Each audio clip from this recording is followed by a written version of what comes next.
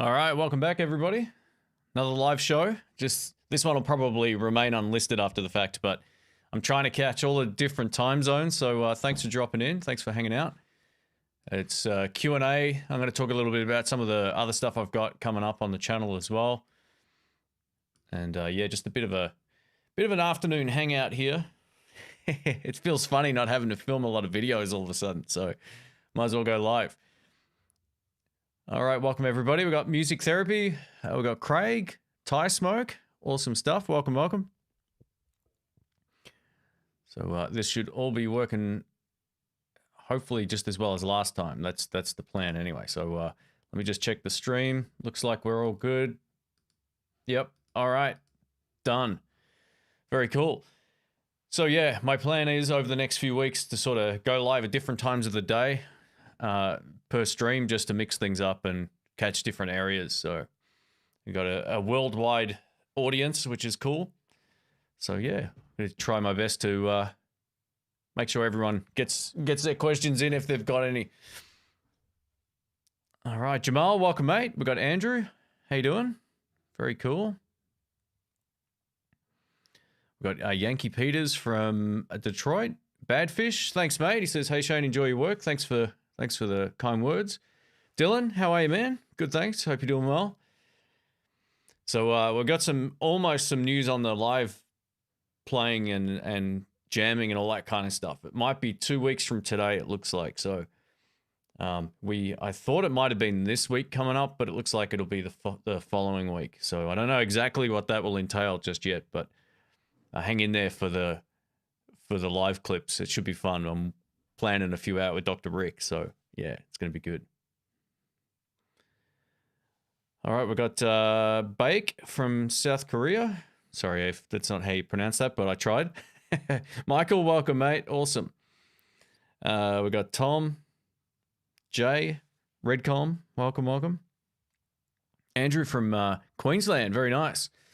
Man, I wish I was there today. It went from hot, like Melbourne always does, to raining and cold today. So it's insane. It's insane. But yeah, I've got a couple of new things just showed up, actually. A couple of power supplies, which are very unique. So I'm looking forward to learning a bit about them and then putting a video together. I haven't seen anything quite like them, which is interesting.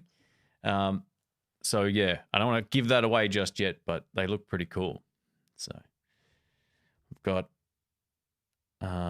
Maurice from Argentina. Welcome. Cool, cool. Pork Chop, welcome, mate. How you doing? Michael says you need to come back to San Diego, California when things go back to normal, hopefully soon. Well, you know what? I can't wait to travel. I don't think there's going to be any travel anywhere until they get a vaccine sorted or the case numbers are so low that it's just allowed, you know, like I don't think countries are going to go for that.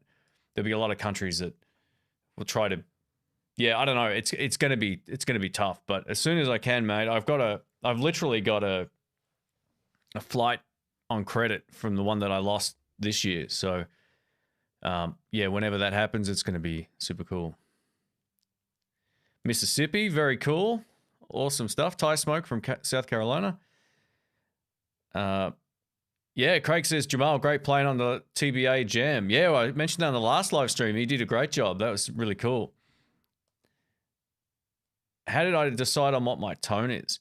That's a good question. So for me, it was more about getting an ideal in my head. You know, like I always liked, like Clapton's ES335 tone was a big influence. I always liked Robert Cray's Strat tone. There was a lot of Tommy Castro, another guy that I think back when he was playing his Strat and Super Reverb had the best sort of blues tone out there. So they were kind of like the ideals in my head, and it just ended up becoming a mix of, I think, all of those to some extent. Maybe not as good, but that's kind of what I had in my head. They were the tones that really stood out to me as being like what I was trying to sound like tone-wise. And then it makes it easy, right? So I think most people look to their guitar heroes in terms of guitar tone. And then what ends up coming out of it, because you can't play exactly like them and you don't have the same gear, and the finesse and all the touch, all that kind of stuff, you end up having your own sound out of it. And yeah, out of those three influences, they were the guys that pretty much, kind of influenced my tone the most. Aha. Dylan says, what's the one piece of gear you reviewed this year you wish you could have kept? The white Strat. It's great. I just don't want to buy it. It's just way too expensive. So the white Strat was so good. It was just unreal. For those who don't know, 90% of what you see on the channel or more, I borrow. So they're not all free to the channel or anything like that. The pedals are mostly free because they come from overseas, but it's not worth shipping them back a lot of the time after I do the video. So yeah, but that Strat, man, that was really, really good. I'm not going to say it like kills mine because it doesn't. It was just really good. It was really good. So I at least in recent memory, that would be the one that stood out the most. I got another Les Paul coming up. I think Jamal might have purchased actually a 60s one. It was really good. But again, another guitar I don't need because I've already I've got my Tokai back here and a few others on the floor. So it's balmy 32 degrees Celsius. You lucky thing. That's awesome. For our Fahrenheit friends, I think that's roughly 94.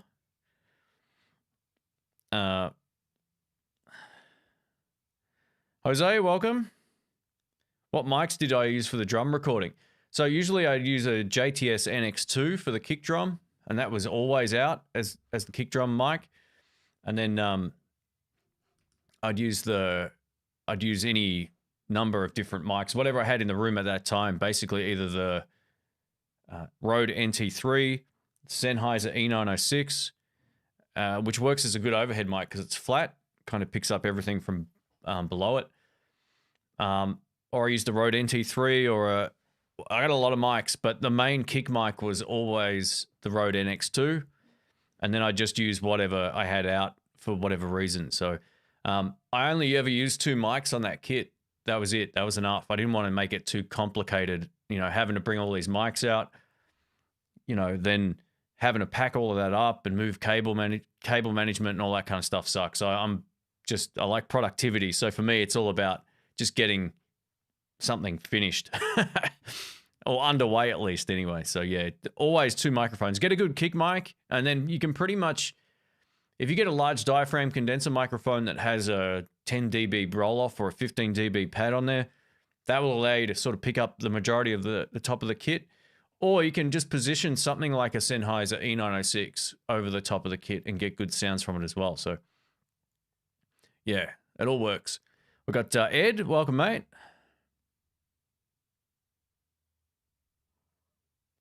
Yeah, Hendrix. Hendrix is a bit like the Edge, from U2. And I don't mean like musically or whatever, but I mean like that. Like Hendrix doesn't have a tone. He's got lots of different ones, and same with the Edge. The Edge has like, everyone thinks of the classics when it comes to U2, like the old 80s stuff where he had that cleaner tone with the dotted eighths. Yeah, dotted eighths. Delay, I think it was, yeah. But Hendrix didn't really have a sound. Like there was lots of different tones, in my opinion, for him. His live tone was like more distinct than I think his albums were. Like he had a lot of different sounds. So for me, he wasn't really like a big influence on my tone. I never really wanted the fuzz tone or the, I wasn't really into that. I was more into a straight ahead sound. I mean, I love his music, so don't take that the wrong way. He's phenomenal.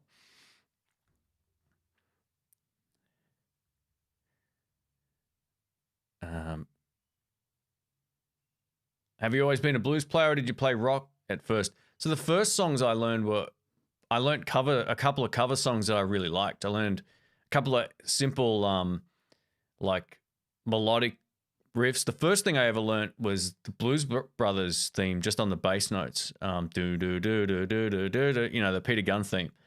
That was it. And then I learned recorder when I was a kid, and I managed to move a couple of songs over to the guitar just by messing around with it. But after that I learned some basic. You were talking about U2 just before, but I learned a couple of their songs, and then once I found the blues, that was it.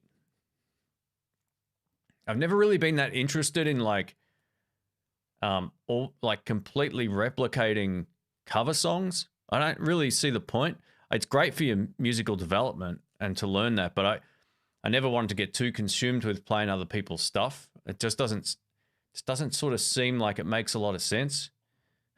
It's a good skill to have if you want to be in a cover band, and if you love the music, it's great. But I was always partial to either coming up with my own stuff or just the improv side of it. Even if I learned blues, I never really copy solos note for note. I'd learn parts of it and mix it in, but yeah, I've never really found anything that interesting when you just copy something note for note, or yeah, it just doesn't do much for me. What do I think about Yvette Young and the math rock genre? I don't know anything about that, Patrick, so sorry, mate. What do you think about picked up an Epiphone inspired by Gibson, a 60s Les Paul. It's amazing. They're great. You know, I saw one of them at the shop the other day. I saw actually a couple of them. They're really cool. On the wall, they looked almost identical. So the gold top one, I think, which is probably the 50s one, I'm tipping, that had the gold top was a little bit different, but it was so close, and not different in a bad way either. Just you could kind of tell the difference in the color. They were slightly different, but yeah, they're cool, very cool guitars. I'm yet to find a lefty anywhere in those, but as soon as I do, I'll do some videos. If you got a decent room, one ribbon out in front of the kit works well. Yeah, well, there you go. You know, there's a really great video about recording drums with 1 through to 8 microphones. So the best mic placement for drums with 1 mic, 2, 3, 4. And it's a really great video, and it sort of shows you how to think about the position of it. But I always feel like a kick mic on the inside where the beater is the way to go. It's always a better sound, in my opinion, than having it on the other side of the outside of the kit. And then the overhead, depending on the mic, can go in a number of different positions. But yeah, just over the years, I've always either dual mic'd the kick and preferred the one on the inside, or now, like with the kit that I had here, that was always the inside skin. It just sounded better. But yeah, there's no right or wrong, just experiment around. But there's some really great videos about how to mic up kits if you're getting into it. Is it me, or is it harder to find an artist tweak tone, and did the prices go up? I think the prices did go up. I didn't realize that at the time of my last video. I think last time I looked, I think in the States they're like about $500, and in Australia they may have gone up. Let me have a look. Tweed tone. Those amps are great. So, okay, so they've got a returned one. They're $5.99 retail, but they'll have sales on, as they always do. There's one for $4.79 on their site. So, yeah. But I think most guitar shops are struggling for stock. It doesn't matter where or what they stock. I went into 2 stores on the weekend. Well, actually, one was pretty full, but nowhere near as full as it normally is, and one was pretty much stripped bare, basically. I didn't have much stuff. I need a good empty 1x12 cab for a reasonable price. Any suggestions? You can buy like a Vox single 12 cab, and they're pretty inexpensive, and they have a really great speaker in there, but you don't have to use it. I think they're almost no more expensive than buying an empty cab. So yeah, check out the Vox single 12s. They're a mostly open back cab as well. They're really quite good. Where'd you get that Lighthouse Univibe phaser pedal that you used in the Gretsch video? So that's the VS Audio Vibler. It kicks ass. I love that pedal. It's one I've been using now for a couple of years, and it's replaced the need for tremolo. It's replaced the need for any other effect like it. There's one other one that I've got at the moment, which I haven't done a video for. It's sitting right behind. I'll get it. There's this one as well. This is the Cyclone pedal from Crazy Tube Circuits. So this has 4 different sounds within it, but the Vibler has been my go-to now for a long time. Like, if you look back at my last probably 2 or 3 pedal rundown videos, it's been on the board. My board hasn't changed.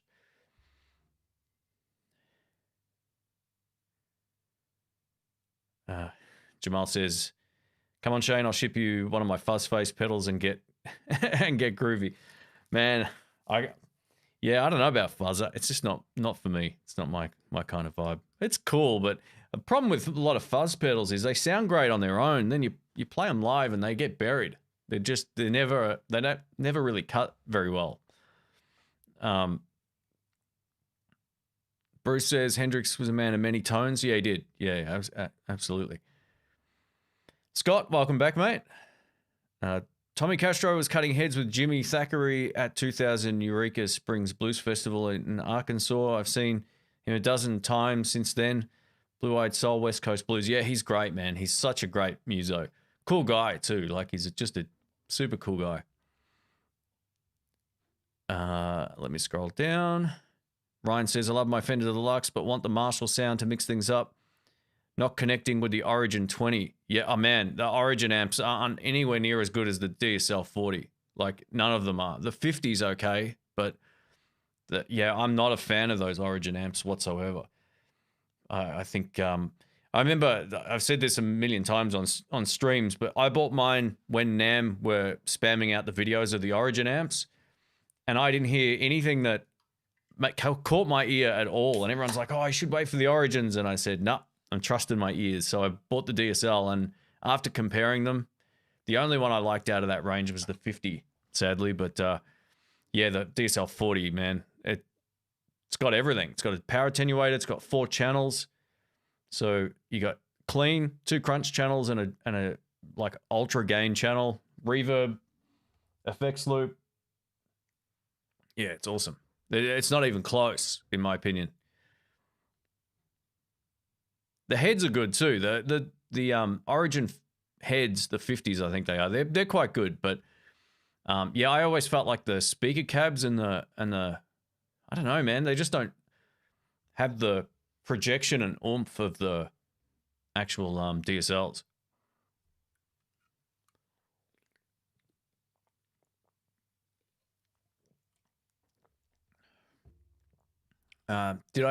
X-Free says, did I ever have any feedback hum with the new Gretsch? Any recommendations on eliminating the hum? I didn't really notice any noise from them, but I don't recall. That guitar was just on loan, so I only had it for a few days to shoot the video. They're great pickups. I actually really like them. If you're getting a lot of signal hum, check everything. Unplug your pedal board if you've got one, because that can be a problem. Just plug directly into the amp and see if that's helping stop the noise. I don't really remember having any major issues with it at all. Otherwise, I would have mentioned it on the video, like, unless it was obvious there was noise issues, but I don't remember. Nick says he got an SG61 standard. What do you think the best amp for a blues rock tone? Any pedals and pedal setups? Well, actually, funnily enough, I just reviewed that video that went up today on that guitar. Actually, the 61 standard went up this morning. So, yeah, you can check that out. It's hard to beat a Marshall with an SG. They're really quite great. I mean, look, you can go for super reverbs are a great combination for an SG. Any good overdrive pedal will make that guitar sound great. So, it all comes down to, I don't know what sound. Oh, you said blues rock. So, yeah, look, it's hard to beat a Marshall with a Gibson, but you can get great tones from a Fender amp with any great overdrive. Like my Royal Flush dual overdrive pedal in the Fender will give me great tones with that kind of guitar as well. How did you deal with long-lasting depression after losing your hair? Mate, you can't let stuff like that bother you. Shave your head, move on. Don't hide it. And who cares? The funny thing is, the only person that cares about it is yourself. And no one cares. Not yeah, just nobody cares other than the person who's losing the hair. So shave it off, move on, move forward. Those DSLs are sick. Yeah, they're great. And it's funny because a few years prior to when I got mine, I tried a DSL 40 and I didn't like it. It was really fizzy sounding. So whatever they did on that model was, yeah, a better speaker too, but also it felt less fizzy because once you turn them up, my only suggestion is if you buy a DSL 40, you've got to make sure that you crank the master volumes up. So have them all the way up, even if you're on 20 watt mode, then set the channel volumes. Don't run the masters at 12 or lower. It won't sound as good. You've got to crank them up. So I almost kind of wish they didn't even have the master volumes and you could just run the amp hot all the time.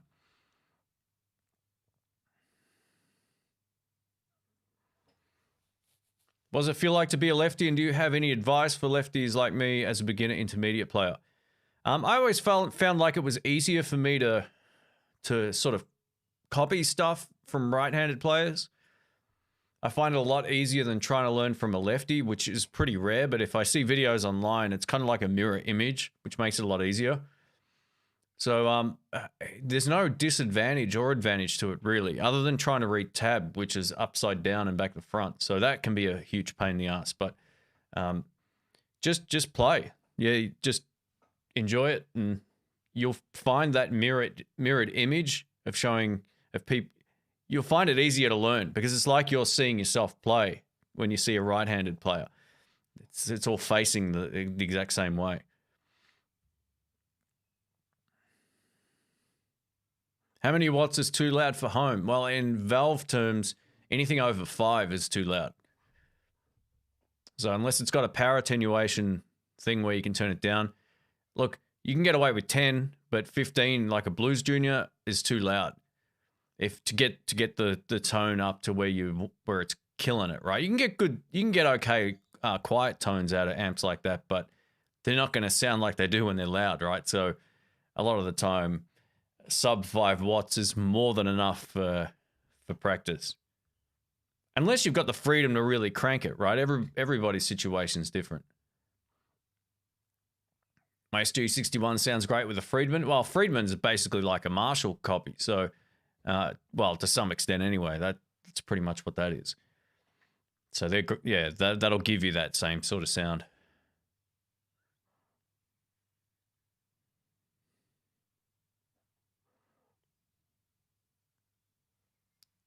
What's a good amp to play with a band that's not too heavy to carry up a few flights of stairs? The Tone Master Twin. It's loud and it's light. There's heaps of great smaller combos. I would say anything like a deluxe reverb, even a Hot Rod Deluxe isn't too big, but it depends on your situation as well. The Artist Tweed Tone's an amp I've played live a lot. But if you want light, even things like a PV Bandit, solid state amp, delivers the goods and it's not overly heavy.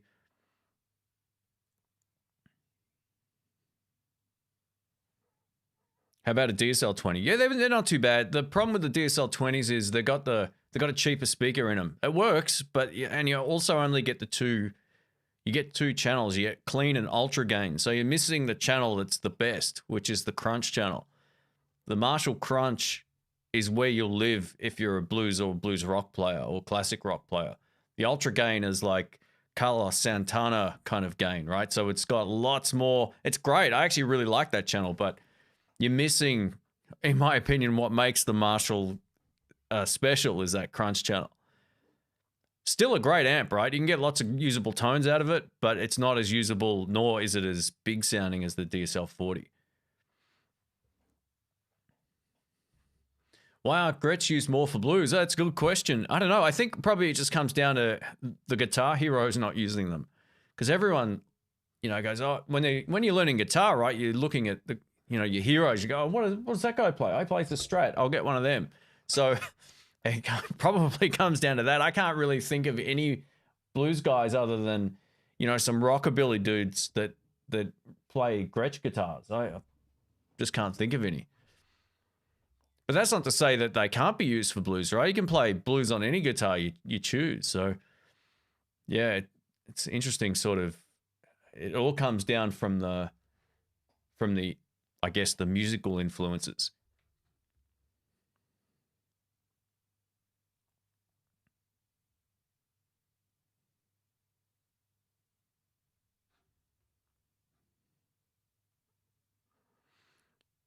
Use a tube screamer and level down for bedroom use. Yeah, well, that's it. I did a video about that actually. 5 ways to play guitar at low volumes, and you can absolutely use pedals to bring your actual volume down in the room. Josh says, "What's up, dude? Do you still dig the PV Classics? Been rocking my 52 by 12 now for a bit. Really digging it, but thinking about getting a smaller Fender."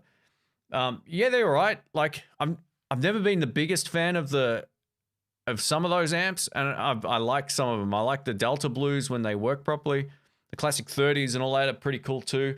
The 4x10s is amazing. That thing sounds great, the classic, but it's the heaviest amp I ever remember lifting up. So yeah, they're not an amp that, if you've got a made in the USA one, keep it, because they're not made there anymore. And while I haven't tested the new ones, you're paying the same price for a Chinese made amp, which is a bit strange. So yeah, I don't know.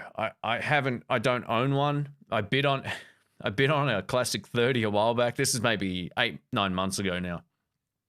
I was bidding on it. I kept getting outbidded, so I bid again, and I'd get outbidded. I go to the Blues Jam on the Sunday, and one of my best friends won it. So we were bidding against each other, and we had no idea. And it was a black classic 30. I think great, man. Look, they're a very, very usable amplifier. I have no hesitations in recommending those amps for people, but I don't own one. I don't really have the... After like missing out on that, I kind of took a cold shower and moved on. I've used a Fender Hot Rod Deluxe before and a Twin for many years, and I mostly play blues. Yeah, there you go. Cool. So, sold, selling the Origin and picking up a DSL 30. Hey, no worries. DSL 40. No worries, Ryan. Look, with the DSLs, I've said this in my reviews, they're a bright amp, right? But they come with a good speaker, and if you can crank them, they sound unreal with that stock speaker. But I found them to be a little too bright for my sound, so I ended up swapping the speaker to a Texas Heat, which took out that top end and just made it more what I like. It almost sounded like my Fender amp with pedals. It wasn't quite as bright, but some people, if you're playing a bit of rock and roll and that, the what's it called, the Celestion V-type speaker is great. So check them out. Like, if you get a chance to play one, go check them out. My suggestion is there's two controls called presence and resonance. Keep the presence down and turn the resonance up to about 11 o'clock. See how you go with that. It's like an extended high and low end EQ. Yeah, just super musical, really cool. What's my favorite Les Paul style guitar for lefties under $1,250?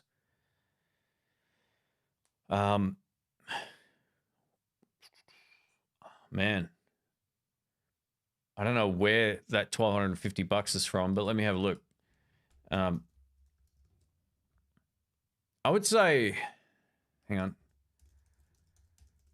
because that won't buy you a Gibson Les Paul in Australia, not even close.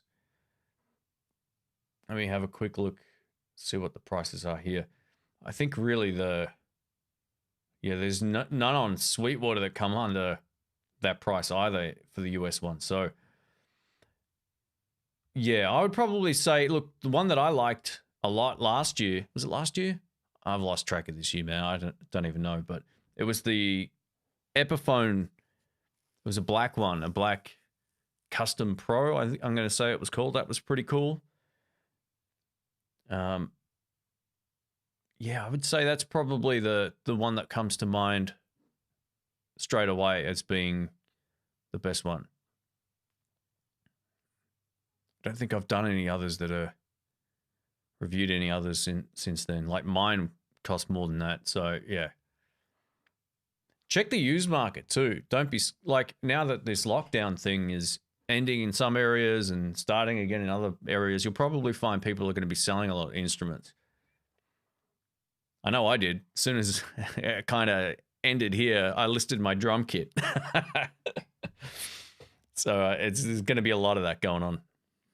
Love the global volume on the Gretsch. That's from CC Music. Yeah, me too. That is one of the best features on a dual humbucker guitar, dual pickup guitar of all time. Very, very cool. CC Music says, howdy Shane, good to see you. Oh, sorry, I'm going backwards here. Thanks, man. Love the SG61 review and the Gretsch review. Thanks, mate. Yeah, these new videos I'm putting together, I think are some of the best I've done. I've put it, I've been creative on a lot of them, making new tracks and, the lighting change, just little things to make the room look a little bit, because I don't have like a massive room here. It's pretty, just like a standard bedroom basically that I've turned into this YouTube room. But yeah, I've tried to give it a bit more ambience and vibe with the lighting, and I've tried my best to make the videos more sort of musical, I guess is the way. So thanks, I appreciate it. And there's plenty more stuff coming up too. I got videos going up most days for next month and every other day in November.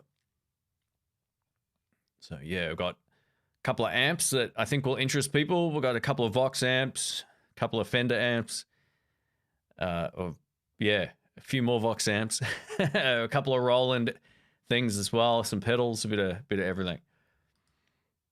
Let me scroll down here. Sorry, guys. What's my... sorry. The chat just moved. Have I checked out the Epiphone Les Paul 59 with the Gibson USA pickups? I haven't, but if that's the case, that would sound amazing. Because those pickups are killer. Yeah, Reverend guitars, they are great. Years ago I bought one from a guy in Florida from a shop there called the Guitar Attic. And he goes, oh yeah, this one's made in the US. And I got it back and I checked the serial and it wasn't. So I ended up returning it. I don't know why I did that. It was such a nice guitar. I think I overpaid for it was pretty much what happened with that in the end. But in Australia, they're pretty expensive. I would really like to,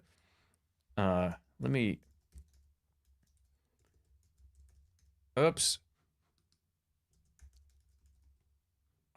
There's one that I really like that I was sort of eyeballing in a lefty. It's weird. Like every year they make a different, not every year, I'm not going to say that, but every few years maybe they make different models available in left-handed.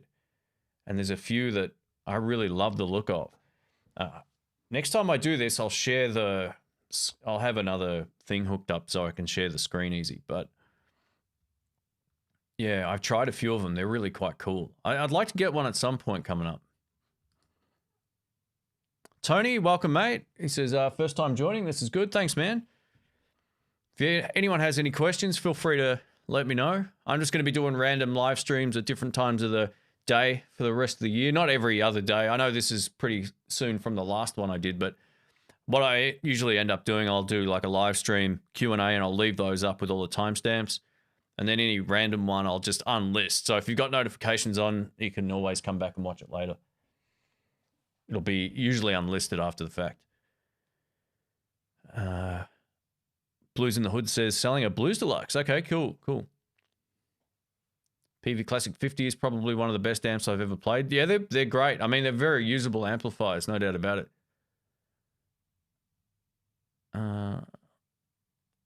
Where did I get all those posters? Google.com. So I did a video about, it's called Bluesing Up My Wall. All of these are ones I found on Google Images, and then I just took them to an office supply shop and asked them to print and laminate them.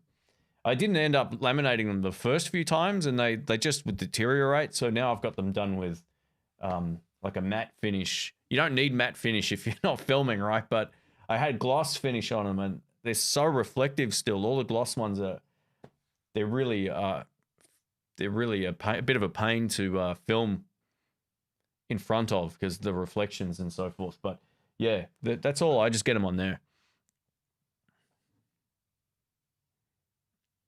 Jamal says, let's show Shane some love and hit the thumbs up. Thanks, man. Cheers, mate. Yeah, I had the busiest few weeks I've ever had. You know, I went mad. I went crazy getting lots of cool stuff done and borrowing things and driving stuff I've borrowed back and forth from the shops. And yeah, it's good. I feel like there's going to be a good mix of stuff going up. I've also got a few other videos I want to do. I'm going to do the end of year wrap up video probably next week. I'll film it and schedule that for the 14th of December. Normally, that's usually when they go up. And that'll be like the best and worst of the year. It's funny this year because I've got the freedom to be more flexible with what I choose to review. I haven't had a lot of junk in this year. I was really trying to think of what have I tried this year which was like what was that clip-on amplifier called? There was this stupid amplifier that you could clip onto your guitar, and I could never get the thing to work. There was no gimmicks this year in terms of stuff that was sent out, and yeah, it was good. I feel like most of the stuff was things I was interested enough to say yes to, as opposed to a few years ago where you're trying to get more videos. And this year I was like, no, I'm only doing the stuff that I'm interested in. And there wasn't much junk, at least not that I could think of. Dennis says, bought my red stripe after watching your videos. It's actually how I found your channel. Thanks, man. Great amplifiers. You know, I've had 3 of those amps. I buy them, I sell them, and then I get another one because I'm an idiot. So I'm going to get another one at some point. They're so cool. Favorite solid state amp would be one of 2. The PV Bandit Red Stripe rocks. It's arguably one of the most usable amps of all time. And the Fender Deluxe Plus 112. They're amazing clean channels. The drive channel's good, but it's not as good as the Bandit. And I'm going to throw the Roland Blues Cube in there now because I've actually had a chance to. There's a video coming up about it. It's pretty great. I tried the Hot one years ago. This is the difference. Sometimes when you try stuff in a shop, like even though I filmed a video about one in a store, I didn't really have the freedom to get it to the volumes I would have liked to or get to know it well enough. But I wait till you hear this Blues Cube video. It's pretty great. I just find they're a little too expensive for a solid state amp. You know, for the same price, you could buy 4 used PV Bandits. Just make a wall. X-Free says, will you ever make a video about a demo about using Mac or software-based Sim and FX? You know, I've tried doing that before, but I always had problems trying to record those videos. For one reason or another, I did some Positive Grid stuff, their bias effects software years ago, and it was a real pain because hooking it all up was a nightmare back then anyway. And I think there was some latency issues with my old computer, but I've got I don't know, maybe a month or so ago, I bought a Mac, so I'll give it a shot and see if it works better on my new computer. ESPs, yeah, ESPs are a brand that I actually think are great guitars in terms of, you know, they've got stuff that appeals to boring guys like myself now, where I think before a lot of them were more sort of shredder guitars, which isn't a bad thing either. But yeah, they make good stuff.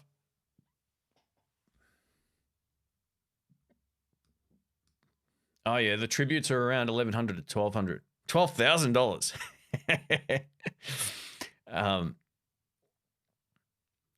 Yeah, sorry, I'm a bit behind the chat here. I've got this set to low latency, so I'm going to try and keep up with the comments here. Let me scroll down.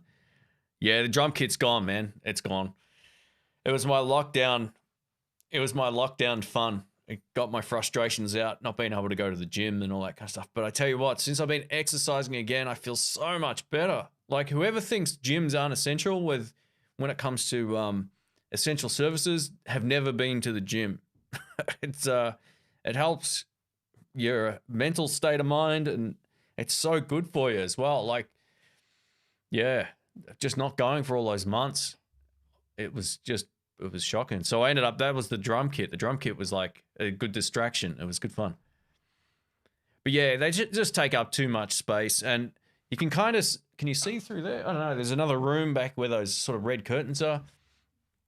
I'm going to turn that into a different like YouTube set next year. That's the plan. I'm in the process of going to be clearing out a lot of stuff, a lot of old pedals and gear that's in there, a couple of guitars and stuff. And yeah, I just want to sort of get them out of there and have that room to do productive stuff. That's the plan coming up.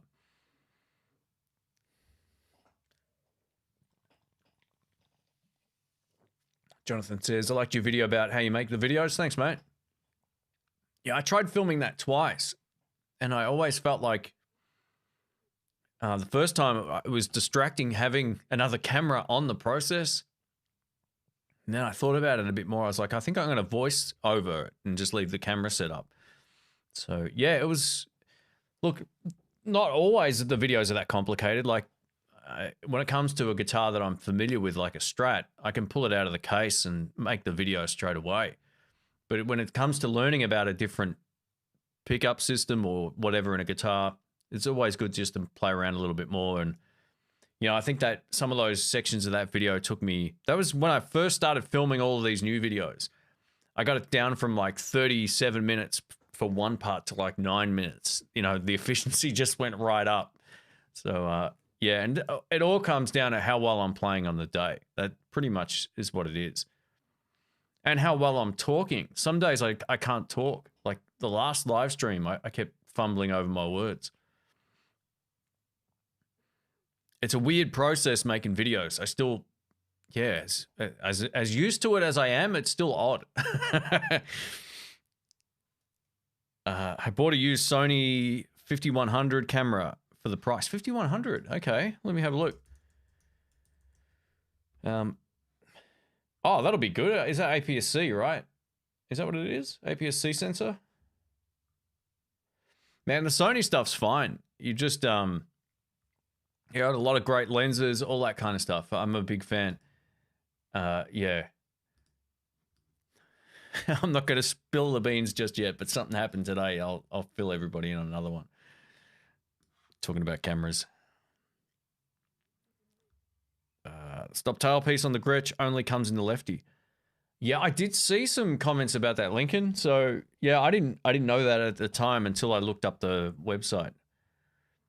Did Maton stop making electric guitars? They did. I think they stop every few years and take a break. I don't know what the logic is behind that or whatever, but you'll find they'll stop. I did read something about on their website that said they're stopping production after a certain date for a while. So, yeah. Hey, Chad, thanks, man. He says, hey, Shane, super chat train. Come on, people. No, you don't have to super chat. Just appreciate the support, hanging out. It's always fun. It's good fun for me, too, to connect with everybody here. So thank you, mate. I appreciate all the support. Thanks. If you have any questions, mate, let us know. I'll keep an eye out. Any thoughts on a Hofner very thin or Hofner 6-string? You know, the only Hofner guitar I've seen was a fairly old one at the guitar shop in San Francisco, Real Guitars, and it looked cool, but I don't know enough about them to really comment, unfortunately. Oh, Tony, thanks, man. Far out. Just because I'm enjoying this. What time is it there? It is 2:56 p.m. So, as I mentioned at the start of the stream, if you've just joined in, thanks again, Tony and Chad. I appreciate it. I'm going to try and put up a live stream at different times of the day here so I can reach the audience in different parts of the world. That's the plan, anyway.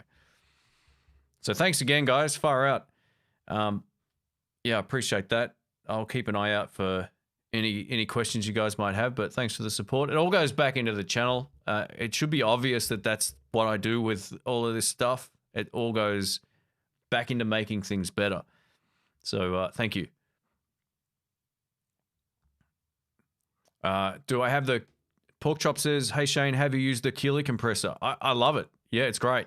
They're not noisy at all. I think the problem with compressors, or the main thing with compressors, actually, I shouldn't say this because it's not always the case. There are noisy compressors, but the Keeley one I've got isn't noisy whatsoever. But if you've got like single coil buzz in the room, it's going to bring up any noise floor that's in your signal because it's bringing up the quiet sections and squishing the loud sections down. So depending on how much compression you have in the dialed in, so how much it's actually working the compression will determine how much noise you're going to also hear if there's noise in the signal chain. So that's always the trade-off with compressors. Some are inherently noisy, so if you click it in, you'll hear in the background. I actually have a video about one of those coming up, and I commented at the end of the video saying this pedal has noise, but it's still nice to play. It's a weird sort of trade-off. Have you got that Trainor YCV 50 back? So no, I haven't found the 40 actually. I haven't found one in good enough condition yet. I'm still looking. Hey Shane, what is the recommendation for an acoustic rhythm guitar player? Recommendation for an acoustic? Do you mean what acoustic guitar would I recommend, or what electric guitar for an acoustic player? Let me know. Ever built an amp kit? No, I haven't, mate. I'm not really overly interested in doing that, to be honest. It's just a lot of time. And I know I'll make mistakes and probably butcher it. I've made some pedals from kits, but I have never made an amp. Hats off to anyone who does that, though. It's just not for me. Have I tried out the PRS Sonzera 20? Yes, I didn't like it. It's not my sort of sound. The cleans are nice, but the drive channel was weird for what I like personally. I didn't really like it. It's funny because I heard videos of it on YouTube, and it sounded far better than any tone I could get out of it at the house. So I think it requires a certain type of player, and for a blues guy, not really my type of tone. Have I tried the Scumbag 75 speaker? You know, I hear a lot of great things about that speaker brand, but I haven't tried that particular model. Dennis says, loved all the new review content and the live streams. Thanks, man. Thanks, Dennis. Appreciate that. So I'm just trying to catch up on the chat here. I'll fly through a few of these.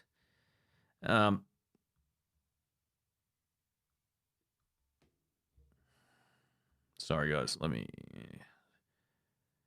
see if I missed anything. Have I tried the Trace Elliott Super Tramp Twin? I haven't. I've seen one of those before, but I haven't tried it. Wendell says, Trainer has a new anniversary 40-watt 2-channel amp with reverb and a Celestion Creamback in it. Wow, that's cool. See, that would be a great speaker for that amp. So, yeah, I had one with a Vintage 30, which was a pretty decent combination, but a Creamback would be better. Give it far more bottom end as well. So, yeah, very cool. I'll have to check that out. Thanks for the heads up. Those new SGs you've recently demoed sound great. Thanks, Aaron. Appreciate that, mate. Hey, Buzz, mate. Thanks, man. What speaker did you wind up with in the Marshall? So for me, the Texas Heat, the Eminence Texas Heat, took out a bit of extra brightness and just gave it a big, thick tone. I dig it. I reckon it's just a great match. I tried the Eminence Tonka, which is a good speaker, but it was just still a little bit, it had this great cut on the top end, but not enough chunk on the lows for me. It sounded cool for rock and roll stuff, but for blues, the Texas Heat was still a better choice. And I tried a whole lot of different speakers in that amp, and that was the one that worked for me the best. It did exactly, because I always found like the treble control needed to be most of the way down with the stock speaker for me, whereas the Texas Heat, I can run the EQ a little bit more normally. So yeah, try it with the Texas Heat, mate, and thanks for all the support. Far out. Thank you. Tony says 8 p.m. here in Portland, and writing downtown. Far out. Wendell says, love your videos. There's a level of honesty that shows through, and it's greatly appreciated. Thanks, man. I appreciate that. So, yeah, I don't know, man. I think it's part of the longevity of the channel. Like, if you're the biggest problem I have with channels is where they don't mention anything about where they get their whatever it is they're reviewing. If they don't thank the company for sending them out or say anything about it, that's the stuff that I have problems with when I watch other videos. If they buy it themselves, fair enough, right? But if they're getting something for free and they don't mention it anywhere, or if it's on loan, you know, different scenario again. I always try to let people know what the situation is, and just about everything you've seen since the latest lot of reviews has all been on loan. There's a couple of things I've been able to keep, but I always let people know that that's the case. And yeah, a lot of channels just don't bother with that. And I don't understand why, because they're supposed to sort of tell their audience what's going on. And it seems to be more prevalent on the channels with, 200,000+ subscribers. I don't know why. They just don't care. I don't charge companies for my time either. Like, I could easily charge them $300 to $500 a video, but I don't. I'd rather just review the stuff I want to review.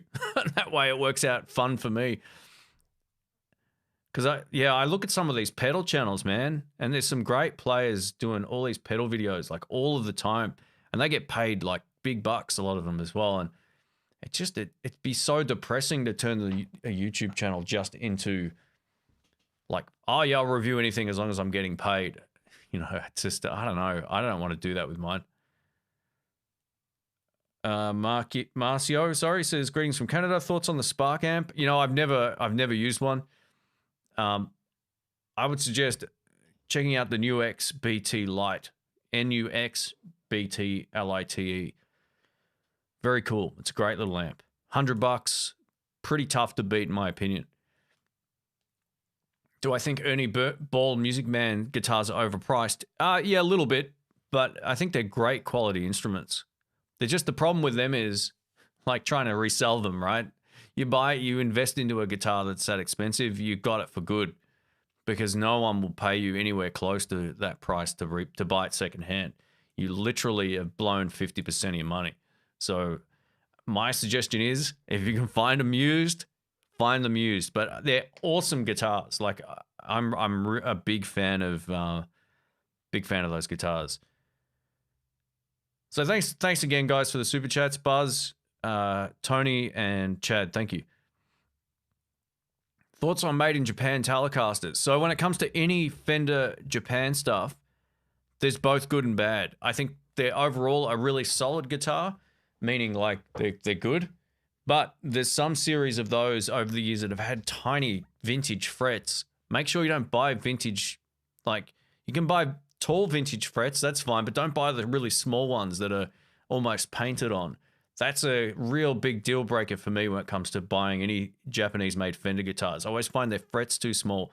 But on their current series, they're pretty much fine. I picked up one yesterday. It was a lefty with, the first thing I did was check the frets. I was like, oh, they've got good frets on them this year. So, yeah, always check the frets. Make sure they're not the really small ones, because they just won't last. You'll be doing a fret job in no time. Diego says, hi from Mexico City. Is it possible to use a Boss Distortion 1 as a clean or transparent overdrive? You can try to turn the gain down and run it as a volume boost. Absolutely. It will never be probably perfectly clean, but just turn the gain down most of the way. You can do that with most overdrives. If you take the gain out of the circuit and just crank the volume, you've essentially got a clean boost pedal, off clean boost pedal. So, yeah. And experiment around with the treble. Has that one actually got a treble control? I always get confused. There's like a 2-control one as well. But if it's got a tone pot, turn it up, and it'll give you all that top end boost as well. So, yeah, there's nothing to stop you from using any overdrive as a boost.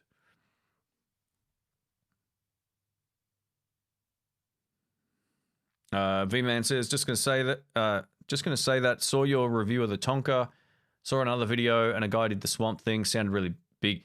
Yeah, so I did a Swamp Thing versus Texas Heat video about a month ago on the channel, both with the Fender tone and with the Marshall tone, and the Swamp Thing rocked with the Marshall. So that's another great choice. But the Texas Heat works well for my sound. I don't know. I kind of like the fact it's fat, but it's not quite as bright.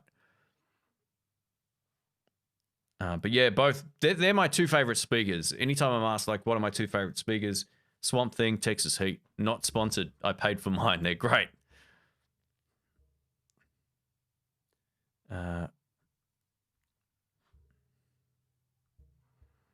I'm way happier blues rocking it with my Quiet Keeley Compressor Pro through Strymon Mobius. Very cool. And a timeline into perfect black. Yeah. Funny enough, the Black Star stuff. I found a shop that has them the other day, so I may see if I can finally. I didn't check how much they were, but I'll see if I can. If I can't borrow one, I might just take one for the team and buy one for a video, because I get asked so many questions about those amps, and I just don't. I haven't got any reviews of them. Do I prefer single channel amps over multiple channel amps? With Fender amps, on the most part, with the exception of the Supersonics, single channels are the way to go. You never use the drive channels unless it's got a good drive channel, right? But with the Marshall, I prefer multiple channels generally, because at least you've got that option as a backup. You know, if your pedal board dies, and I'm using my Blues Deluxe, at least I've got a somewhat average drive channel I can get through the gig with. So I always prefer to have more than one channel in an amplifier if possible. But then there's amps basically like the Super Reverb, just the best clean tone of all time. So that's all it needs. Ever play the Gibson Burst Buckers? I love the Gibson Burst Buckers. They're my favorite Gibson humbuckers. Yeah, I've got them in my Flying V. I tried them in the Gibson Explorer. Awesome amplifier. Awesome guitar. So, yeah, favorite Gibson pickups by a mile is the Burst Buckers. Scott says, went online to get a Texas Heat speaker and picked up a Gibson Les Paul Standard. Mate, that's crazy. That's some good shopping right there. Oh, man. I almost want to cave and tell you what happened today, but I'm not going to. My story's much like that, but it's not a guitar story, so maybe it's not worth it. Hey, Landon, welcome, man. Stream looks great. Thanks, mate. I appreciate that. I've got the setup dialed in. So coming up too, guys, I'm going to have Dr. Rick over here again pretty soon. We're going to be shooting some videos together for the end of the year. We've got a couple of like big videos we want to put together, and they should be a bit of fun. Oh, man, my face is so itchy today. And yeah, we're going to do a live stream together with or a live podcast or something out in the other room. So stay tuned for that. So this is all part of that test. Well, I think I've got it dialed in now anyway. Do you think upgrading do you think upgrading pickups on a cheap guitar is worth it versus buying a more expensive guitar? No. The problem is, if you buy an inexpensive guitar, the only time it's worth it if you buy something that's at least like a Squier. If it's cheaper than that, give it away and buy a good guitar or sell it or whatever, because you'll never end up wanting to play a cheap guitar with good pickups over a nicer guitar. Put the money into buying a better instrument. Hey, Peter Gregg's here. Welcome, man. Hi, Shane. Lovely live stream. Looks terrific and sounds great too. Big thumbs up. Thanks, Peter. I sent you a little gift over. You'll probably check your emails anyway. I'm not sure if you saw it. I missed your live stream the other day, mate. I apologize, but yeah, I've got to confess something to you too, mate. One of your videos caused me to do something silly today. I'll shoot you a text. I'll shoot you a text. You'll shake your head, but I think I did the right thing. So we'll see. I'm using the A10 Mini Pro today too, mate, not the standard. So yeah, this is a really simple setup and it works great. Guys, if you don't know Peter Gregg's channel, best quality live streamer on YouTube, I reckon. His setup is just unbelievable. So thanks, mate. I appreciate that. Hey, Bill, thank you, man.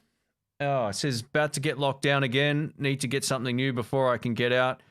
Guitar or new amp? Hard decision. Well, you've got a few guitars recently, mate. I would almost suggest maybe going for an amplifier. So you're gonna have to reel off what amps you got. I know you got the Blues Junior, right? What else is in the collection at the moment? I can't quite remember. But far out, mate. Thanks for all the support. You're part of the Patreon crew. You don't need to be doing that. Yeah, thank you. Yeah, I'm trying to think of what other guitars you've got, Bill. What other amps you've got. Just type down below and I'll keep an eye out on the chat. But thank you again, mate. I appreciate it. PWC says, just shared your video about a Fender versus Squire tallies on Reddit. Great videos. I want a Squire so bad. Hey, thanks, mate. They're kind of old, those videos, I'm pretty sure now. But yeah, the back then, man, it took me a while to get, I played my Fender tally, my 52 to death. And it was one of those things where I needed to upgrade a lot of things through use. And I don't think I conveyed that a lot on that video. But yeah, they're both really solid instruments, no doubt about it. And thanks for sharing the post, by the way. That's cool. I never get on Reddit. I'm always, when you make content, there's a lot of people that criticize it out there too. And I'm open to constructive criticism, but not, there's a lot of people on Reddit that aren't always too nice about stuff.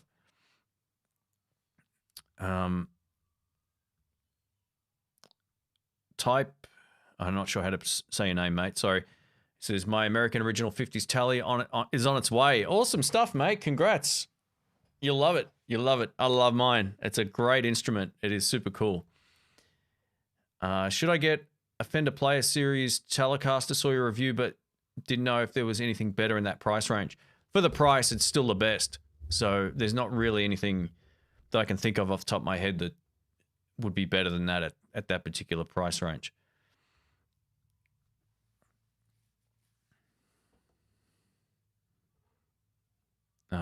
Janice, welcome. How you doing? We got Micah from Boston. Any opinion on the new road-worn Fender Strats? I haven't picked one up, so I'm not really too sure. I've seen their newest range of Pro 2 ones, and they look pretty cool.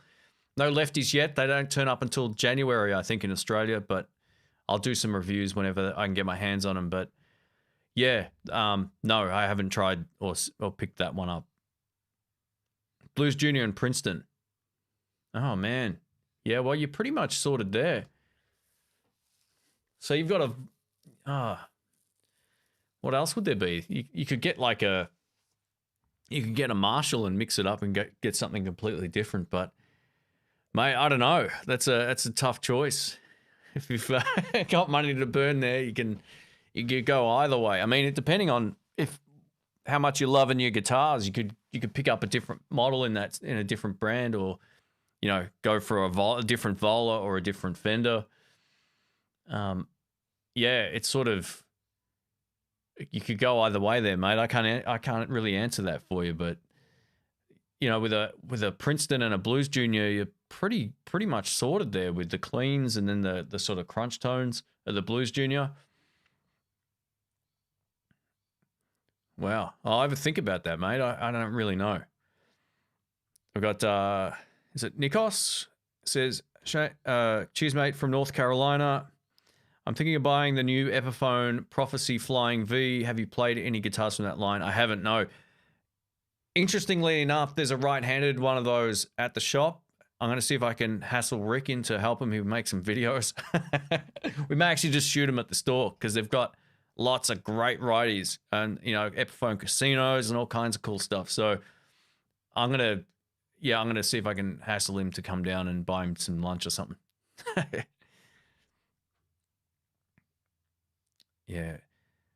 I don't know, man. Bill, I feel like a Blues Junior and a Princeton is pretty much all you're going to need for playing at home. Like, they're great. I mean, you can daisy chain them together. Maybe try a delay pedal or something. Get something a little bit different.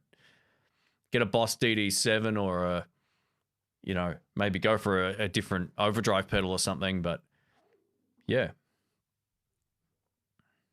Oh, I missed a question here about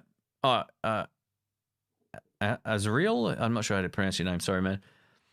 Is a dynamic microphone good for recording vocals and guitar? It's good for recording guitar, and they can also be, I mean, I'm using a dynamic mic now, right? But they generally require a little bit more post enhancement when it comes to that of like a condenser microphone. Condenser mics will generally sound nicer for vocals, but if you're recording guitar, amps, or a band and a condenser mic in the same room, it's unusable. So if you have a lot of noise behind you, go for a dynamic microphone because it's going to help isolate your vocal a little bit better. That's why you don't see many people using, look, there's some exceptions to this, but you'll never see anyone using like large diaphragm condenser microphones live because they'll feed back and they'll pick up too much of everything. Whereas dynamic microphones, you can absolutely use them for vocals, but they won't sound as pleasing as a good condenser microphone in my experience. So, but then again, like I said, this is a dynamic mic and it should sound okay, but it requires a lot more to get this sort of signal. You can't just plug these in and make it sound like this. There's other stuff in the chain to make them work. So yeah. But if you get this is the problem I have with a lot of consumer level sound cards. Even the one I've got, the Steinberg UR22 MK2, doesn't sound great with a lot of dynamic microphones just directly. If I plug this just into my sound card, it would sound nothing like this. And I always feel like you get far better results with any condenser microphone.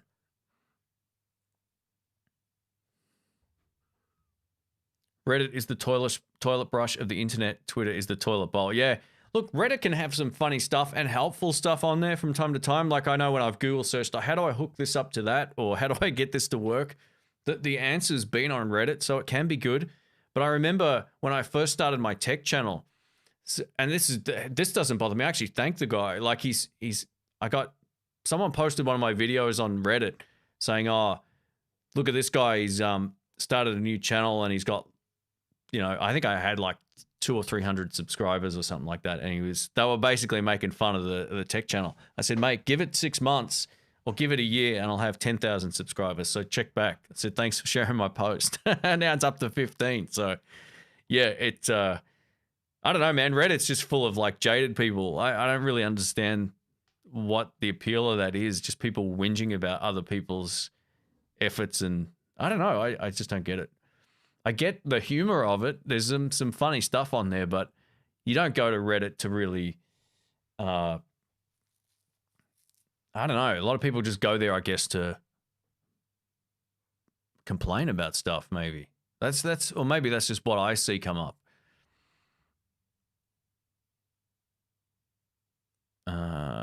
Two Notes Captor X is $550 and can plug into the cheapest tube amp you can find. Make it sound like one of the thousands of famous amps, cabs, and microphones. It's great. Absolutely. I'm a big fan. I'm not sure if that was in relation to someone else, but yeah, I love the Captor X. Val says, which American HSS Strat would I recommend? I'm having a hard time choosing. The one that you like the best. Go play them. I can't answer that for you, mate. Find the one that you like the feel of, the sound of, and the look of the most. There's not going to be that big of a difference between a lot of them, other than the finish. So, yeah, go check them out if you can. There's, I don't really have one sort of favorite of that at all. So, I don't actually own one of those guitars either. But I would only pick up the guitar that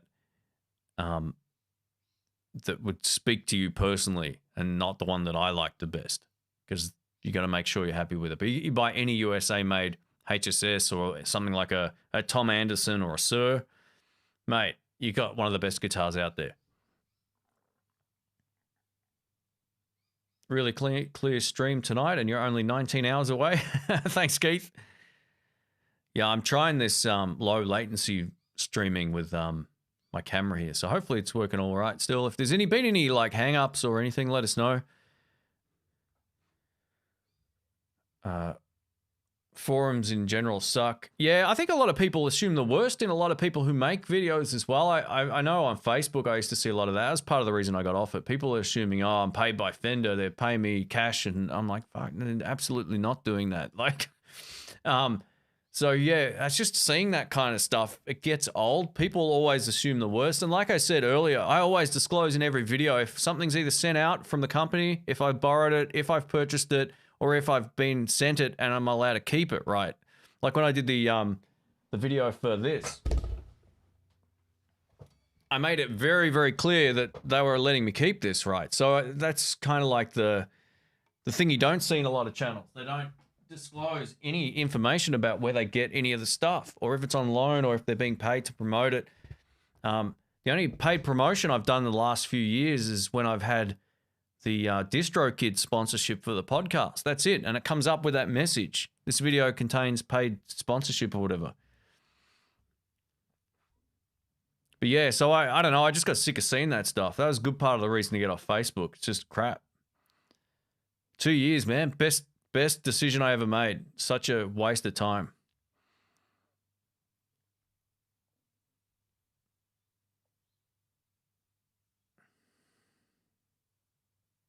Which below $50 overdrive would I recommend? I really like a subtle overdrive that focuses on full low tones instead of mid-low tones.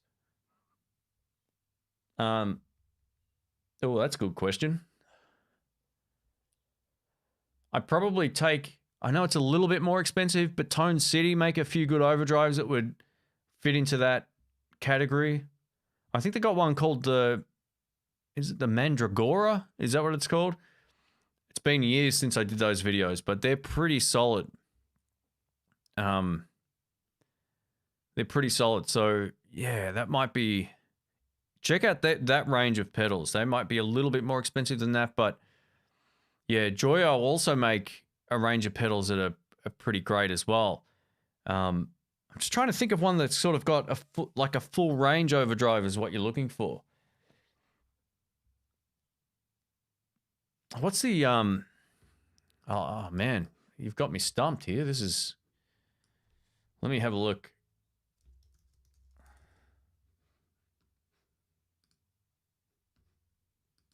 I want to give you something that you can check out here that, yeah, a lot of them are like mid-boost pedals. The Sweet Baby overdrive is a transparent overdrive, and that, I don't think from memory, takes out a lot of low end, so that might be a good choice. But it's not really, you want something with a bass and treble control would be my suggestion, because then you can, you'll be able to know that you can get more low end. That would be my choice. So just have a good look around. You know what, I can't really think of any off the top of my head. Trying to think of, man, I've tested so many pedals. I just can't remember if, yeah, I can't. Oh, you know what? Check out I think it's called the Big Orange from Kalen. They're $40 in Australia. Now, they've obviously come down. Or the Pure Sky Overdrive. Kalen, there you go. Done. They're great. I've owned them both. Eric, thank you, mate. Thanks for the super chat. What's the fastest way you ever progressed as a player? I spent 3 months working on my playing, like every day. Just, if I was working, I'd get home and I'd sit down and I'd play, or I'd spend my weekends just, they call it woodshedding, like just sitting there playing to all the great blues classics and trying to pick bits out and working on my timing. If you can spend even a month doing that from time to time, where you shut everything else off and you just play, it's by far the best thing you can do for your playing, as well as recording your own playing. Recording your own playing will bring out all of the flaws. Every time I do a backing track, I always hear, like for the videos, I always hear like things where my playing can improve.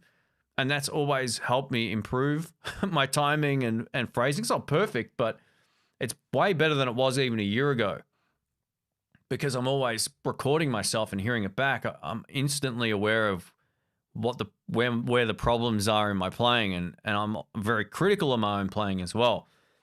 So yeah, that helps. Record everything you play. Sit down and play some Eric Clapton or B.B. King albums and jam along. Play when they're playing and stop when they're not playing. And then try to record that and listen back to it, or get some backing tracks off YouTube and just hit record on your phone and listen back to it and critique it. That will help you more than almost anything else will, because you'll be instantly aware of what you need to work on.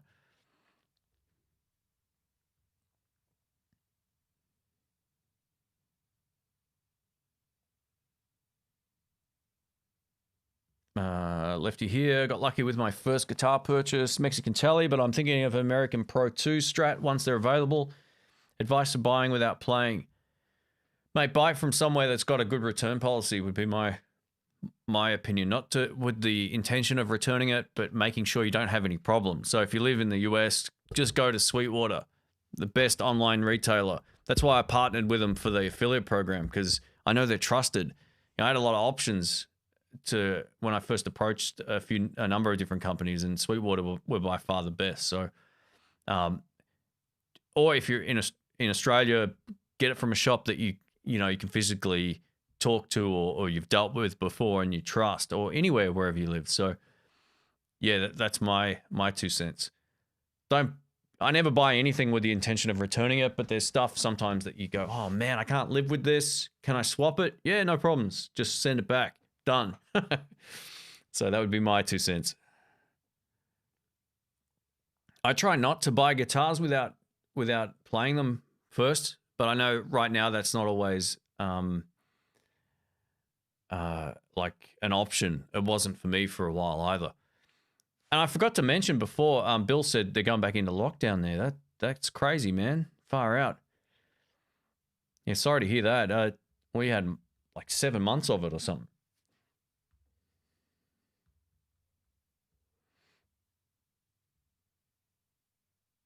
What have we got? Pyro says, hi Shane from the UK. Stream looks and sounds awesome. Nice one, mate. Thank you. Cheers. We're going to do a Dr. Rick and Shane live stream coming up. Once we get together, it should be fun. We'll be able to switch cameras and do all kinds of cool things, so stay tuned for that. Have you ever played high watt amps? I have. I've tried a couple of them. They're not bad. I nearly bought one a while back, but it was I think it was a 15 watt amp, and it wasn't loud enough. It just wasn't quite loud enough, but I like the tone of it. I'm going to say Brett Kingman's videos on them are really good. I think it's Brett Kingman's. Check him out. I'm pretty sure he had some older videos of high watt stuff, and it was pretty great. Best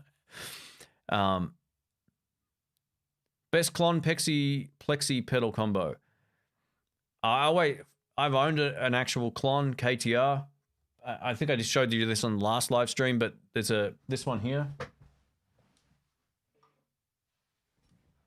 This pedal from Shelly, the Pony Boy, $119, give or take, made in the US, made in Florida. I used it a lot. It's great. Probably my favorite Klon pedal.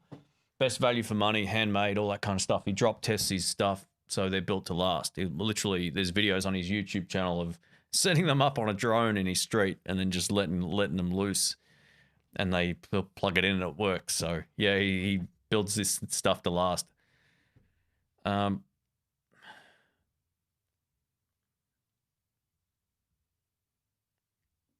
Oh, sorry. Geez, the chat just went.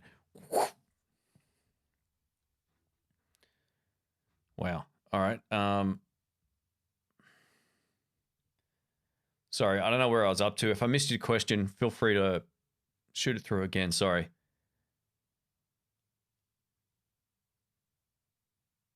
Tumnus is not a good recommendation for a drive that keeps the low tones. Yeah, well, the Klons inherently don't have a lot of bass. So that's right in a way, because the original Tumnus didn't have a bass control. I think the 4-control one now does, which is pretty much what this is. It gives you more low end than what an actual Klon has by a mile, which isn't the Klon sound technically, but you can still get it. The Tumnus I had only had 3 controls. The one after that I think had 4. So it just depends on what version you've got. The original version of this, which I still have, has 3 controls. So yeah, I just think this is far better value than the Wampler. It's probably half the price. So yeah, you're basically buying name recognition at that point. They're both handmade. They're both built well.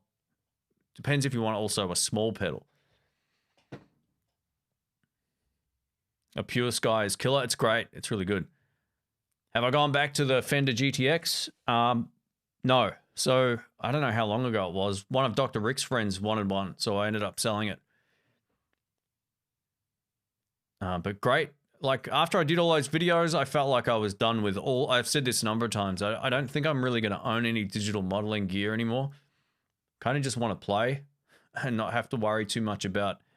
With the exception of a practice amplifier, like those little ones that you can put on your desk, that's a different thing. But I'm not that interested in any of that sort of tech anymore. I don't want to have my phone out. I'm just not interested in it. And the same old story. This is why I always say, like, there'd be no reason for me to take that over my Tone Master Twin when the Tone Master Twin is light and it's loud and I can use my pedals with it and stuff. So yeah, I just knew it wouldn't get used. I'm in a different position now than I was when I had my original Mustangs.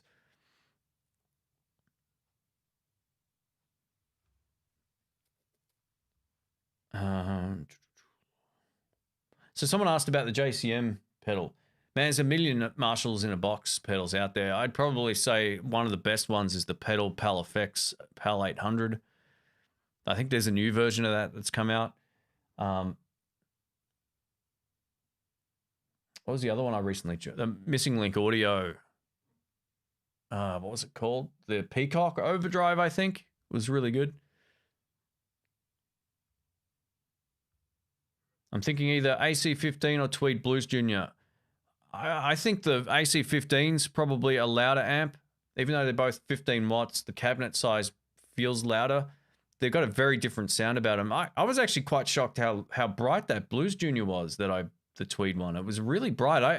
I didn't like it as much as the Artist amp overall. At least even listening back, it was not quite as smooth to my ear. But yeah, once those speakers get a bit of usage, you'll find it'll probably soften up. And in the mix, they cut really well too.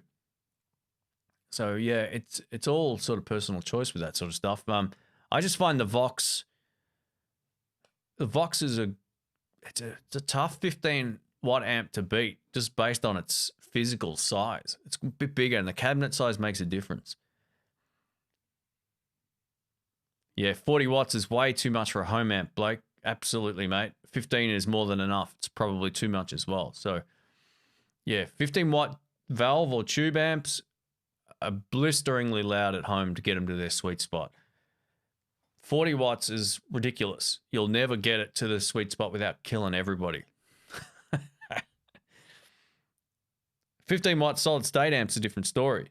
But I always say that, like, this is where amps like the Mustang and the Katana and any amplifier that has a power attenuation or master volume on there will come in handy for home practice situations like that.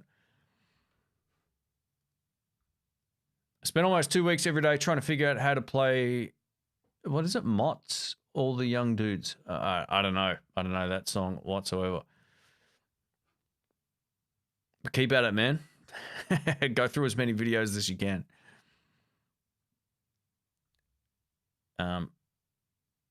Yeah, look, there's plenty of... I just got asked any tips on learning how to solo. You've got to learn where the notes are and then forget about the scales. You got to start thinking musically. So learn where the notes are, even if it's just position 1 to start with, and then start learning licks, because you don't want to get in habits of just running scales up and down. It's not going to do anything for your musicality, not at all. So start learning licks pretty soon and learn some solos from some songs, learn parts of solos from songs to get your timing and execution down. But yeah, just find there's some, Michael Palmisano, a guy who I'm friends with, he's got a great lesson on learning how to play the lead. So yeah, go check him out.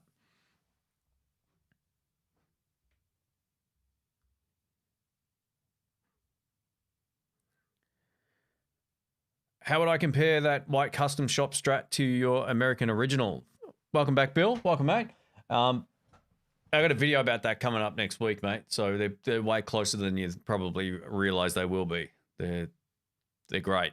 It's very close. I think the biggest thing about the custom shop one was it was a little bit lighter, and it also had a slightly fatter neck. But tone wise, not a lot in there. We'll see if anyone hears a difference on the video.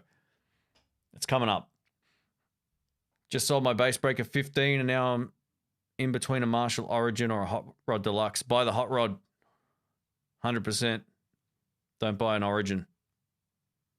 I just don't think they're... I don't like... Well, it's if you like them, go buy them, but I don't like those amps whatsoever. Hey, Shane, Jimbo here from Washington. How's Dr. Rick? Yeah, good, mate. Yeah, I spoke to him yesterday, so he's doing all right. We're going to do a live stream coming up together from here in the next couple of weeks or so, whenever we can work it out.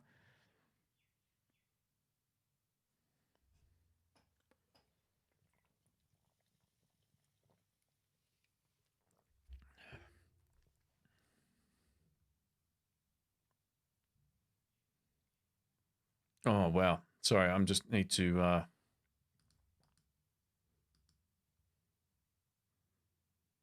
G'day from Ballarat. Great channel. Thanks for all the great advice. Hey, thanks, Stu. Cheers, man.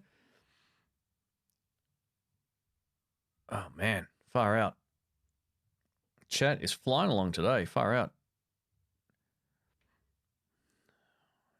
Let me just quickly scroll through here. Is the AC4 decent for pedals and headroom? I've actually got a video about one of them queued up at the moment. It's not a bad amp. The 10's better though. If you can get the AC10, buy that. It's got more headroom and it's one of the best little Vox amps I've ever played. It rocks. Have I sent the double Esquire back yet? I have. Yeah, they all went back a few weeks back. So that guitar rocks. That video's coming up too. Jamal says, after buying this house, I'm going to get a Sweetwater card. AMS is cool. I bought over 3,000 from them. But Sweetwater stocks way more lefties now. Yeah, they do. They got heaps. They got heaps of lefties. That's funny. Congrats on the house too, man. I'm glad it went through. That's awesome.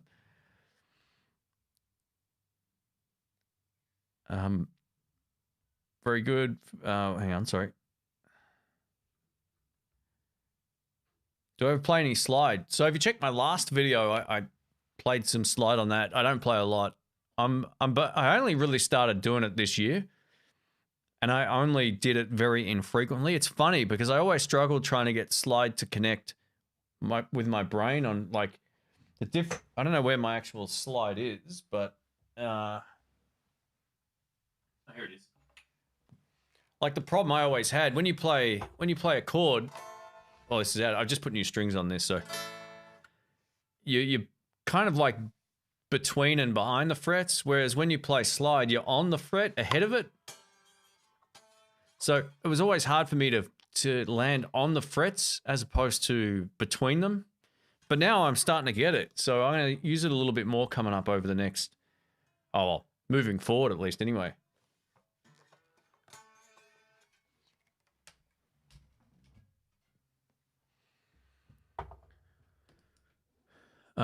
Is the Overzoid OZ01 a clone? It isn't. No. No, it's an original overdrive circuit, and it sounds killer. It is really good. Man, I haven't talked about the SV Sound stuff in ages, but he makes cool stuff, really cool stuff. The Bonsai might be the best overdrive, but it's almost 300 new. Yeah, I don't know, man. Like. The best one I've ever owned now is the Royal Flush. It's so good. There's a few others that I really love, like the Maxon is great. You know, it just depends. The best is like what kind of sound do you like? You know, it's hard. It's a hard thing to say these are the best. Les Paul versus Leo Fender in a cage match, mate. I don't think any of them would be doing too much of a battle royale right now. Thanks, Fat. Take it easy, man. I found a Greco made in Japan Super Strat for $200. Wow, that's really good. Let me scroll down. I'm after an acoustic guitar. I only play rhythms. Any recommendations? Sigma, Court, and depends how much you really want to spend too. I mean, I need more information than that, but if you're just getting into it and you want a solid instrument, I think Courts are really tough to beat for their price when it comes to their acoustics. And Sigma, I'm a big fan of them as well.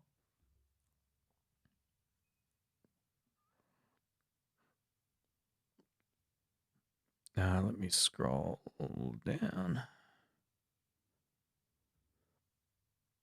Have you ever played a Johnson Millennium 150? I haven't, no. I've never heard of that, actually. What do I think of Creedence Clearwater Revival? I love Creedence. Man, you kidding me? Great band. Graydon says, hey, Shane's greetings from Louisiana. I'm a Southpaw too. Do you ever buy right-handed guitars and restring them? Never. No. I always end up because I've been playing lefties since I started, minus my first acoustic guitar. I always knock the tone and volume controls with my forearm, so I just can't readjust. So no, I don't ever do that. The only time that might work is on like a flying V or something where it doesn't really, you won't have that option of kind of like knocking it with your arm. But no, I'm not overly interested in doing that.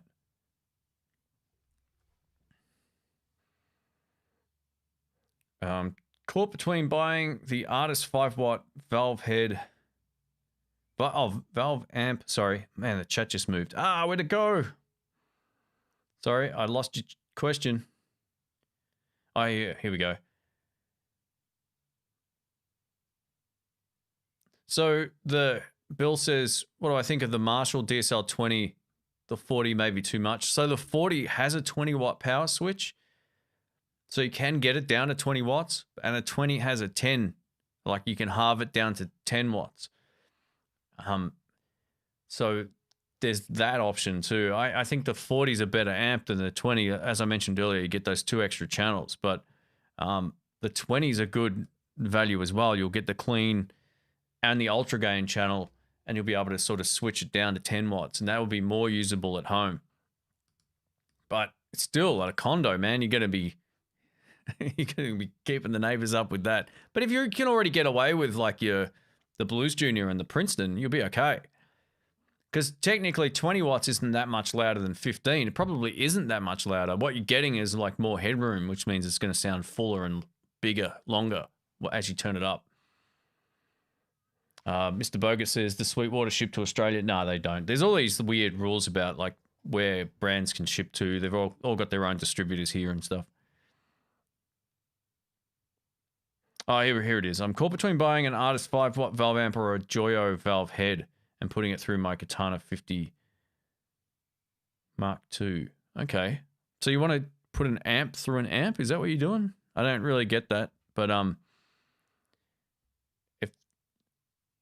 yeah, I wouldn't do that. That would probably blow the amp up. And you've got to have it in a dedicated speaker cabinet.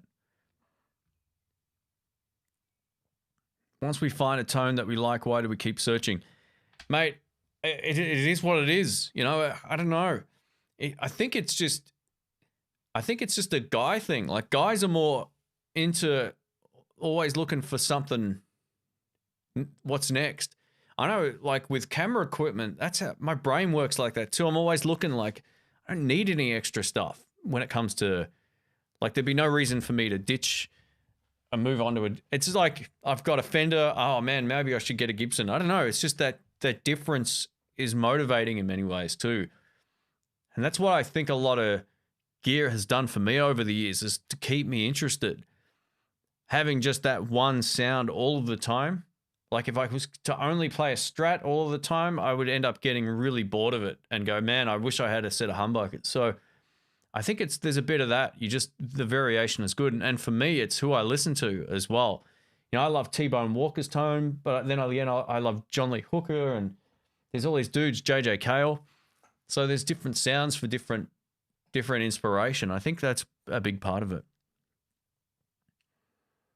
What do I think about the G&L Tribute Series? You know, I haven't played the sort of budget G&L guitars before. I've seen one of them and they look pretty good, but yeah. I don't know.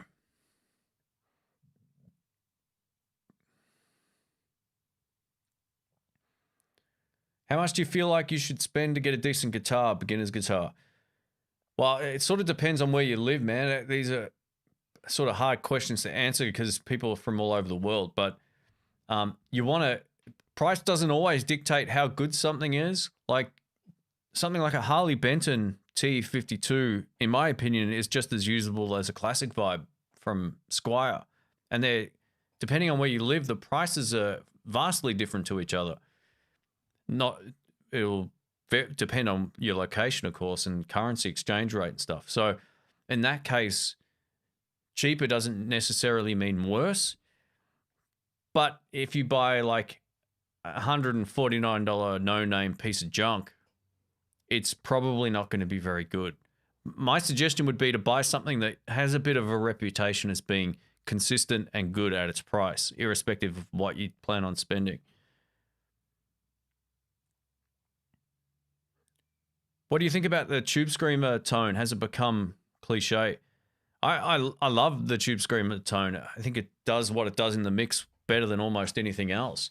And there's enough variation on it now as well to make it to still make it appealing. Like, yeah, I love the Tube Screamer thing. I think what the problem is with what you're probably hearing with the cliche thing is when people are trying to just sound like Stevie Ray or whoever their heroes are, then you go, oh, not again. Like, no one needs to hear another dude in 2020 with a hat and wearing a bloody poncho rocking out Stevie Ray riffs. Like, move on. So in that case, it might sound a bit cliche, but I don't know, man. I still think they're probably the most cloned pedal for a reason, because they sound great in the mix. They absolutely do.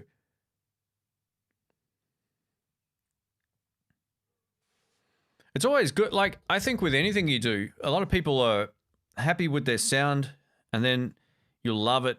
If you get to a point where you can plug in and get your sound all of the time, it means you know what you're doing. So it means you've got enough experience to try to find your sound through any amp and guitar combo. And that's, all the years of playing live and trying different amps and reviewing lots of gear, I can almost get my sound out of anything, or very close to that sound now. And it just comes through experience playing and tinkering with a lot of stuff. So if you can get to that point, you can then make a transition over to, say, a 335 from a Strat and make it work, because you kind of know what you're looking for. But keep your ears open and listen to great players' tone and find out what it is that's going on with their sound that makes it work, and what it is about their tone that you like. Because I always used to try to replicate a couple of different sounds, but I could never get it. And what ended up coming out of that is the weird sort of sound that I'm using now.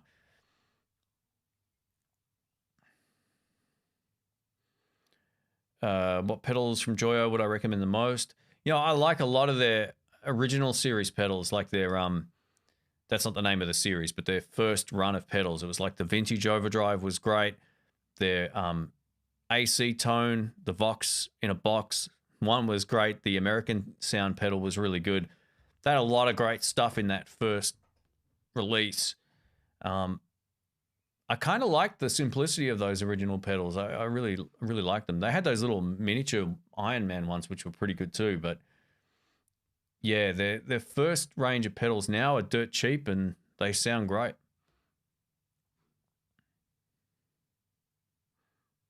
Do I like John Squire, the blues Led Zepp tone? No, I'm not a big Led Zeppelin fan, man. I don't know what it is, but I just don't really like them. Not that I don't really know that John Squire either. No, I'm not familiar.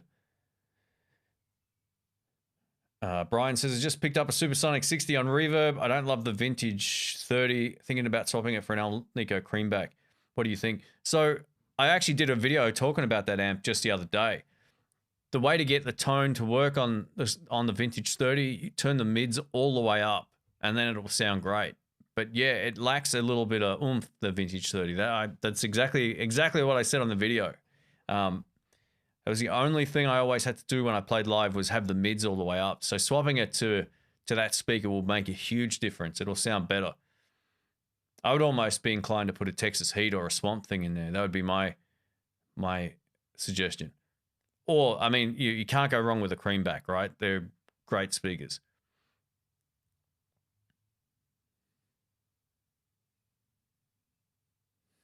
I just put my hat and bloody poncho on eBay if anyone is interested. Mate, yeah, you know what I mean. There's so many wannabes out there that, the funniest pedal that came up as a meme was the Stevie Ray wannabe. It was like yeah, it's pretty much self-explanatory. Have I played a more recent Squire CV Tally? Are they still as good as yours? Yeah, like I did. I actually was it last week? I picked one up from at Sky just in the shop and picked it up and went, oh yeah, it feels pretty much the same. So I don't know if they've done anything different internally, whether the pots or whatever have changed, but I'd assume they're pretty much the same guitar.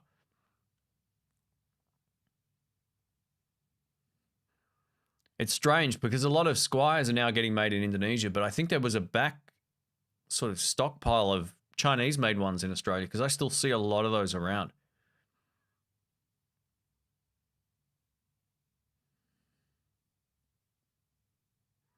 Like the saying, no matter where you go, there you are. You're always going to sound like you. Yeah, that's exactly right. I think once you develop a unique sort of style or touch on guitar, then no matter what you play through, people are going to hear that. And that's what makes a lot of the, the guys I got on the wall sound like themselves. Knopfler, whether he's playing a Les Paul or his Sir Pensa or a Strat, you can tell it's him, right? Same with Carlos Santana or any of these guys. It's just the way that it is. Have I tried a WGS Blackhawk? I've seen a lot of videos about them, but I haven't actually plugged one of them in. I hear really good things about them though. I'm not the biggest WGS fan. I've been let down a couple of times with their speakers in terms of headroom. They break up really easily.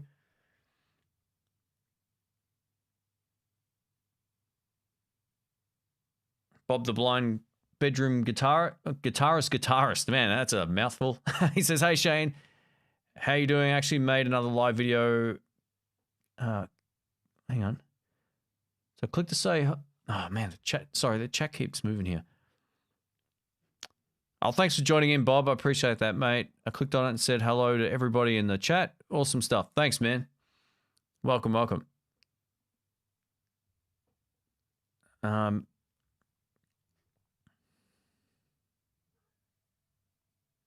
Do you find yourself anti-modeling? No, not really. I just don't. I think they're aimed at a certain audience. Like the only modeling amp that I love using right now, other than like what I would consider a practice amp to be, like a small desktop one, is the Tone Master. It doesn't have any deep dive menus or anything. You plug in, you play. And for me, that's what works best. Hey, John, welcome, mate. Mate, it's all right. If you're working, you're working. I'm just firing up the live stream. Are you into Bonamassa style blues rock? I never really used to like Joe at all, but I love when he's jamming with other players. I find like him and the Warren Haynes stuff is fantastic. If you haven't seen that, go check it out. As a guitarist, he's great. I'm not a big fan of his vocal. He's not a bad singer, but I don't like him as much as I do a lot of other singers. But yeah, he's good. He's a pretty good player. I'd sort of prefer Papa Chubby's blues rock over Bonamassa's.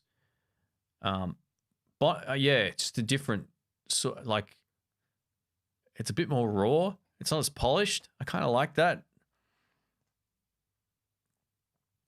I recently bought an Indonesian-made Squire Classic Vibe. Is it make a good choice? They're great guitars, mate. There's no problems with them whatsoever. Jeff says, what do I think of Chris Kane? One of my favorite guitar players of all time. He's currently my favorite blues player and singer. He's the best. I got to meet him last year or the year before. Lovely dude. Super nice guy. Yeah, just an absolute monster of a guitar player. Yeah, easily my biggest. A lot of those